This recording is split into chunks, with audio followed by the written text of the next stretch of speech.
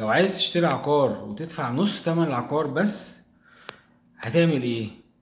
طيب هو الطبيعي ان انت بيكون معاك تمن العقار كله، تشتريه جاهز ومتشطب وتأجره من اول يوم، بحيث ان في خلال ال7 سنين هيجيلك تمنه كله. طيب لو انت ما معكش فلوسه او عايز تدفع نص تمنه بس، هتعمل ايه؟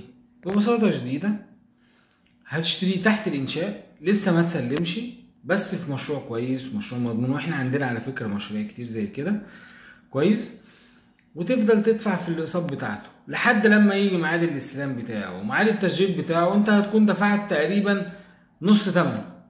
فبالتالي لو ايجار مضمون واستثمار كويس، الايجار بتاعه هيغطي الاقساط بتاعتك، لان بعد 4 5 سنين طبعا الاسعار هتكون اختلفت، واسعار الايجارات اختلفت، واسعار البيع اختلفت.